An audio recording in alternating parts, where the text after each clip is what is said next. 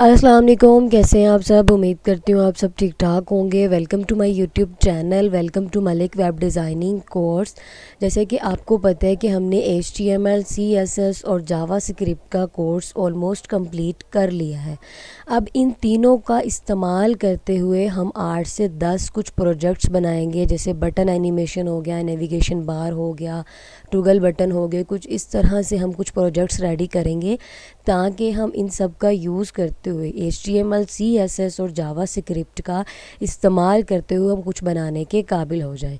तो जिन स्टूडेंट्स ने मेरी लेक्चर्स अटेंड नहीं किए हैं वो मेरे चैनल पे HTML, CSS और जावा स्क्रिप्ट का कोर्स कंप्लीट पहले कर लें ताकि वो इन प्रोजेक्ट्स को समझने में उनको आसानी हो। चूँकि मैंने आपको जो है वो हर एक चीज़ से रिलेटेड कोडिंग सिखा दी है, तो यहाँ पे मैंने आज बटन एनिमेशन जो हमारा आज का फर्स्ट प्रोजेक्ट जो हम आज रेडी करेंगे वो है बटन एनिमेशन। यानी कि अगर आप बटन बनाते हैं अपनी वेबसाइट पे तो उन बटन को कुछ स्पेशल होवर इफ़ेक्ट किस तरह से अप्लाई कर सकते हैं, किस तरह से उसको एनिमेटेड बना सकते हैं। तो यहाँ पे मैंने ऑलरेडी इसको बना लिया है। मैं आपको 1 बाय 1 इसकी कोडिंग सिखाऊंगी, ठीक है, समझाऊंगी ताकि हमारा टाइम भी सेव हो जाए और आप आसानी से सीख भी जाएं। वैसे भी जब हम कभी प्रोजेक्ट्स बनाते हैं तो उसके लिए हमें 1 बाय 1 कोडिंग समझने की ज़रूरत नहीं होती, क्योंकि प्रोजेक्ट वही रेडी कर सकता है जिसने HTML, CSS और जावा स्क्रिप्ट के कोर्सेज़ को कम्प्लीटली डन किया हुआ है, वरना तो उनको इस प्रोजेक्ट की समझ नहीं आएगी। तो इस बटन एनिमेशन वाले फाइल को मैं अब ड्रीम वीवर पे और गूगल क्रोम दोनों पे ओपन पहले कर लेती हूँ, फिर मैं आपको व्यू दिखाती हूँ। जी गाइज़, ये देखें हमारे पास कुछ बटन है, ठीक है, 8 बटन मैंने बनाए हैं। आप जैसे ही देखें मैं माउस ऊपर लेकर आ रही हूँ, ठीक है, ये एक होवर इफ़ेक्ट ऐड हो रहा है। ये कुछ इस तरह से, ये कुछ इस तरह से, ये कुछ इस तरह से और ये कुछ इस तरह से, ठीक है। अगर आपको इस तरह का होवर इफ़ेक्ट, ठीक है, एक एनिमेशन ऐड करनी पड़े, उसके लिए आपको क्या करना पड़ेगा। इसी फाइल को मैंने ओपन किया है एडोब ड्रीम वीवर पे। ये देखिए, सबसे पहले हम HTML सेक्शन की तरफ चलते हैं जो कि बॉडी टैग के इनर साइड है, ठीक है। सिंपल सा काम है, एक आपने डिव ले लेना है, उस डिव में आपने 8, ठीक है, लिंक टैग की मदद से 8 बटन बना लेने हैं। लिंक टैग का यूज़ करते हुए, एंकर हाइपर रेफरेंस का यूज़ करते हुए मैंने क्या किया, बटन 1, बटन 2, बटन 3, इस तरह से 8 बटन मैंने लिख लिए हैं, ठीक है।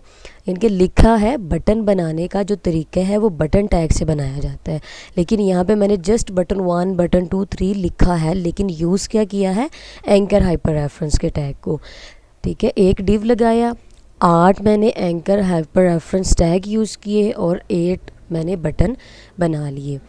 अब डिव को मैंने एक क्लास दे दी मेन डिव के नाम की। इस बात को आपने अच्छे तरीके से समझना है, क्योंकि हर क्लास जो नीचे कॉल करवाई जाती है वो CSS सेक्शन में बनाई भी जाती है।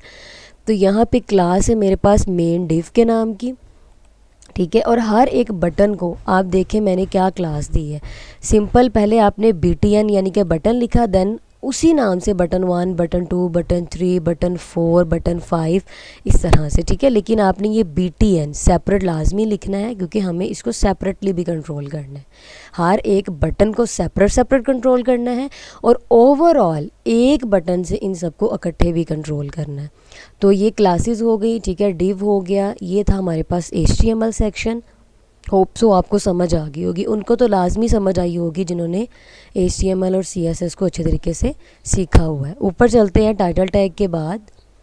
टाइटल टैग के बाद जो है वो CSS का यूज़ करना है। सबसे पहले तो जो हमारे पास बॉडी होती है उसको कंट्रोल करना है, ठीक है।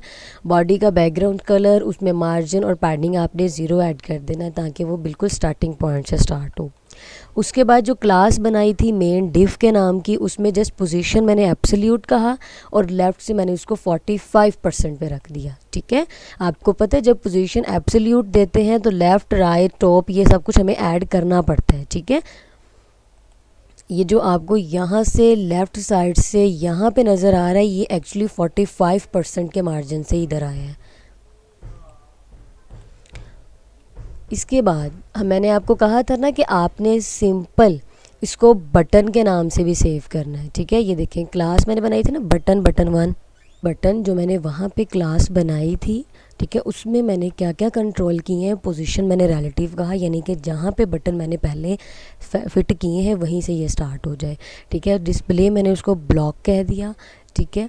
कलर, ठीक है, टेक्स्ट का कलर ये हो जाए, टेक्स्ट डेकोरेशन नन हो जाए, टेक्स्ट ट्रांसफॉर्म अपर केस यानी कैपिटल फॉर्म में हो जाए, साइज़ उसका ये हो जाए, बोल्ड हो जाए, राइटिंग स्टाइल ये हो जाए, मार्जिन उसके अंदर ऐड कर दिया, ठीक है, फ्रॉम टॉप टू बॉटम भी और लेफ़्ट टू राइट भी, पैडिंग भी ऐड कर दिया, ठीक है, बॉर्डर लगा दिया 3 पिक्सल का, ठीक है, ट्रांजिशन ऐड कर दी, और ओवरफ्लो इसको मैं अभी फ़िलहाल ख़त्म कर रही हूँ, ठीक है, मैं वापस लेकर आऊँगी, इसको मैं सेव करती हूँ जस्ट इतने को।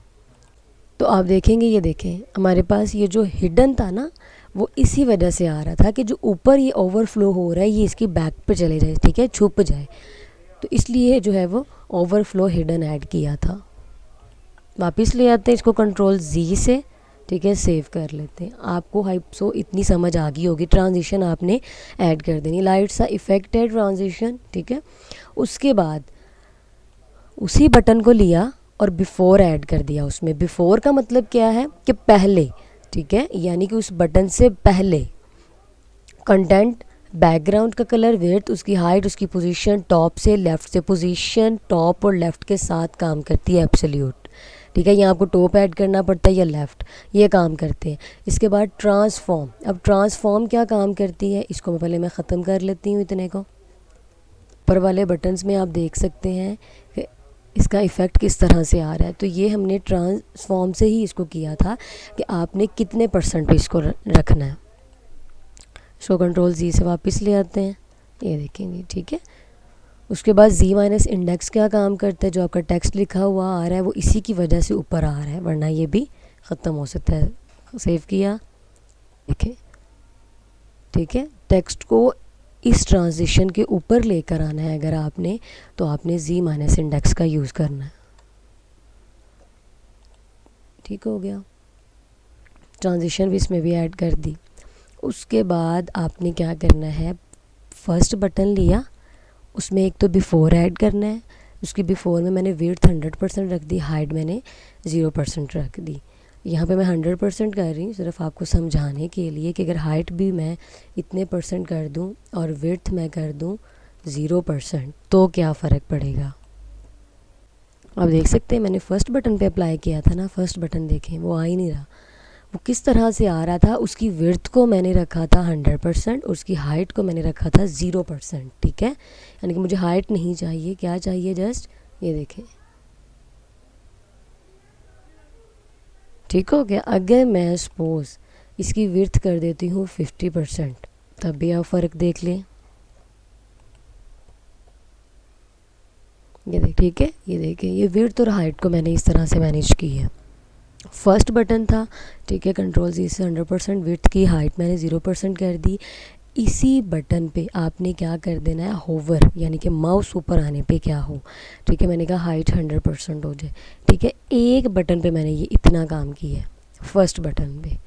इसी तरह आपने इतने काम को हर बटन पे अप्लाई करना है, ठीक है। बटन 2 लिया तो ये ऐड कर दिया, वही बिफ़ोर ऐड किया और होवर बिफ़ोर ऐड कर दिया, ठीक है। विड्थ, हाइट, विड्थ यहाँ पे आप, ठीक है, यानी कि अगर हम ये देखें, मैं सेकंड बटन पे 50% कर रही हूँ विड्थ होवर पे,